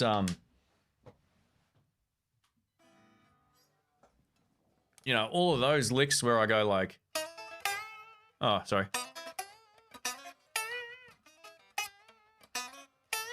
When I play them right, they're all Chris Kane licks.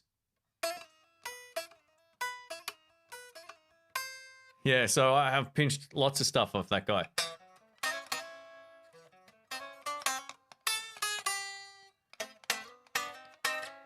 Yeah, he's great, man. Chris Kane's he's the best.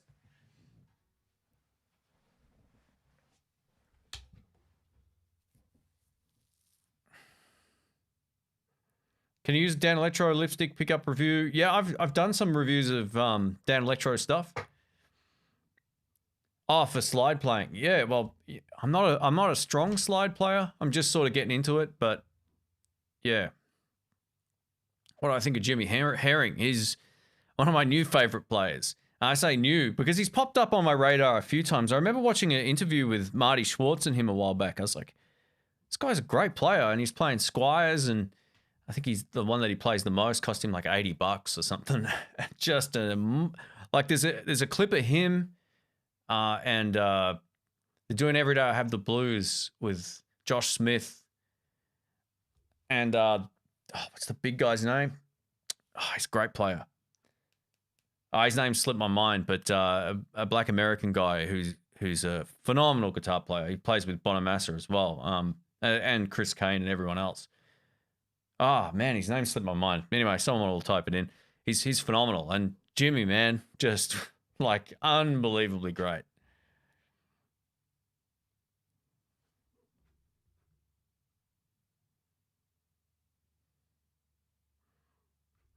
Do I think the model amps like the Katana lacks the attack response a good valve amp has, or would you say they are just as good? They're not just as good.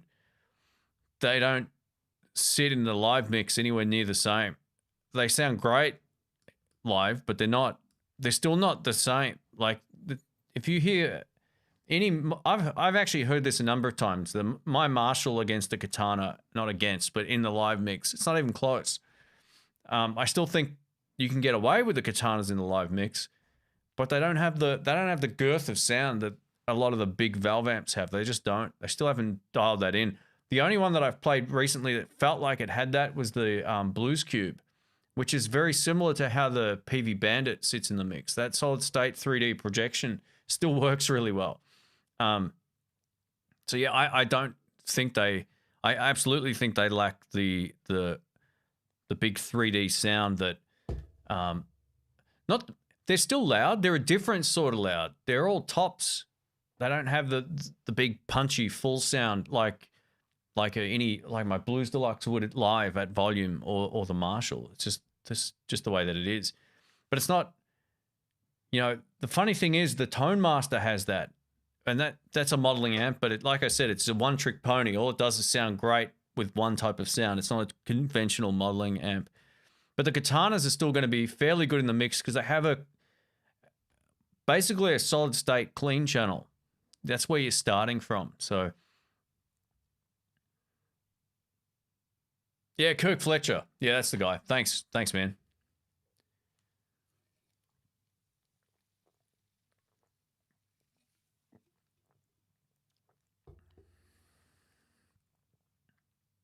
Yeah, Michael, I've done videos of the Tone Master live. It's great.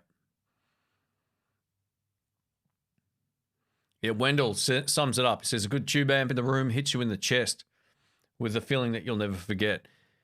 I never get, from a digital amp. It is, yeah, there's something about that. They still haven't, all of the ones with like menus and USB cables haven't quite nailed it. The only one that really was that close to getting it right in a true modeling amp sense was the Mustang version 2s. They were so good in the live mix. Like I hear them in a live mix and it's indistinguishable from a valve amp. So I don't know what happened as they cut corners cost-wise. They made amps that had less 3D projection. The newest Mustang is on the right track again, but yeah, still not the same.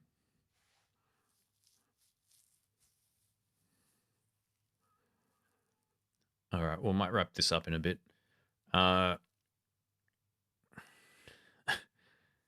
Branded strings, left-handed strings.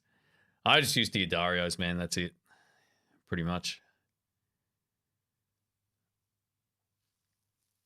9 or 10s for Les Paul. I just use 10s on everything. I used to use 11s, but I'm down on 10s. What time is it here? 4 o'clock. All right.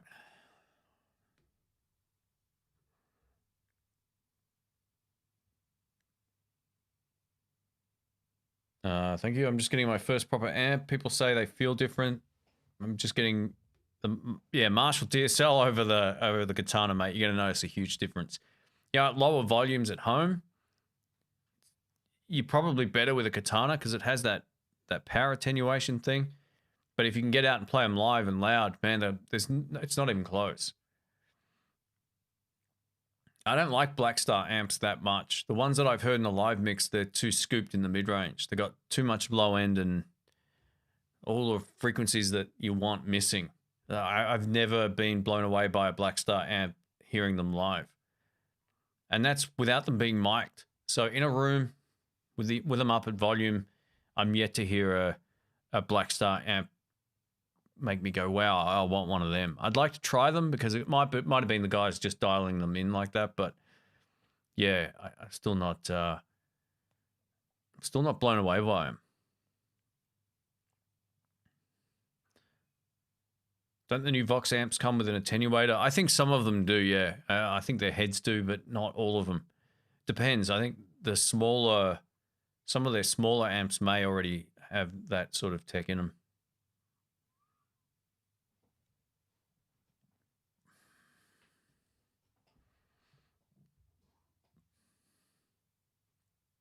It's a Conspiracy says, hey, fellow lefty here, your video with the Les Paul special helped me decide on one for myself. Awesome stuff. I barely touched any of the other guitars since. Loving the special, thanks. Good stuff, mate. I'm glad you like it. I love mine. It's super cool. It's a great guitar. Did you ever do the Reverend Billy Gibbons sevens challenge? Nah, I'm not going to buy a set of sevens. I have to set up everything on the guitar. I'm not interested in doing that. But yeah, string, I don't think there's a big difference in the tone. It's just a feel thing, right? Some people want more resistance when they bend, and some have hands that can't handle it. What's the best Kalen product you've ever tried? The Fuzz? They had a second range of pedals that were... Oh, they got a few really good pedals. Actually, there was like a dual overdrive. There was a green pedal that they released, which was great. They also had one called the Ghost Rain Delay, which was awesome. They had their version of the Klon, which was really good. Yeah, their pedals are solid, man. Like the Orange Burst, I think it was called, we spoke about earlier. That was a good one. They got lots of good affordable pedals. I mean, it all comes down to what you like the sound of, man. That's pretty much it. But yeah, I've tried most of those. You'll be able to find them on my... Type in Kalen in the blues, they'll pretty much all pop up. Hey, Carl, thank you, mate. Play it loud with the Spider 2. I'll try. I'll say, will it blues? That'll be my next video. I'll pick one up off eBay here for $30, and we'll see if we can get some blues tones out of it. Hafiz says, hey Shane, more live playing in the future. Absolutely, mate. It's going to happen. I haven't been able to play live this year pretty much now, so except for the first 2 months or something of the year. But coming up, I think in about 2 weeks' time, I'll start posting some live clips. I'll bring the camera along to the jam and we'll start making some noise. We thought it might open this week again, but it looks like it might be the week after or something. We've got to work out exactly what's going on. But yeah.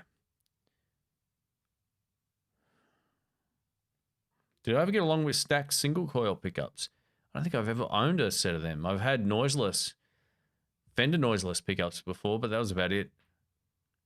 I don't think I had the old Johnny Highland blade pickups from the Allen as well, but that's a sort of a different thing again. Thanks, Carl, again for the super chat, mate. Thank you.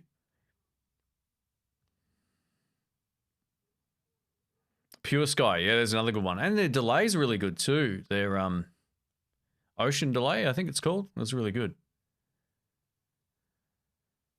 Oh, the Vox VT series all have power attenuators. Yeah, they do. Yeah.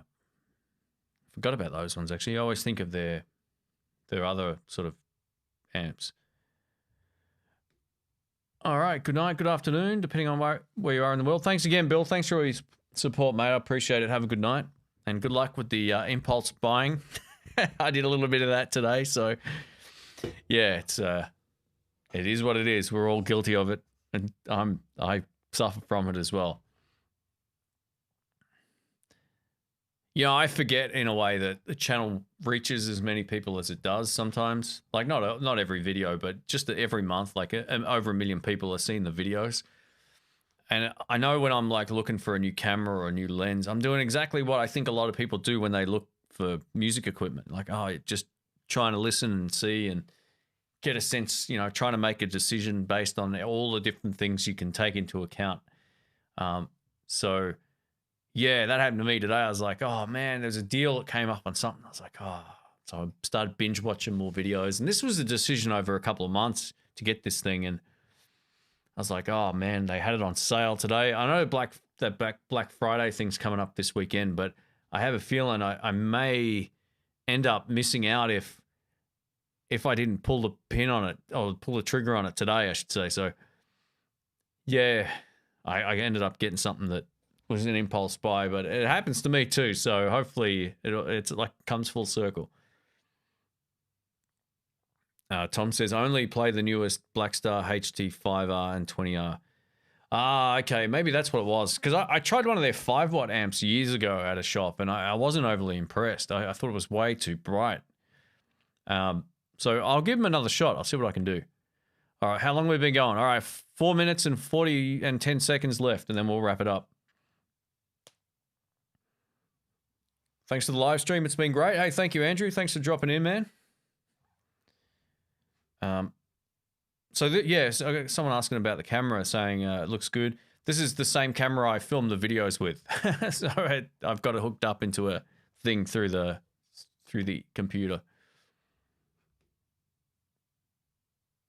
Ever play a PRS DGT? I haven't played one. I know that Ryan, who was on the channel, I think he's still got one. They're really nice guitars. Really pretty high end. I mean, that's probably as expensive as those guitars get. I could be wrong. Maybe there's more expensive ones, but they're like considered one of the best. So yeah.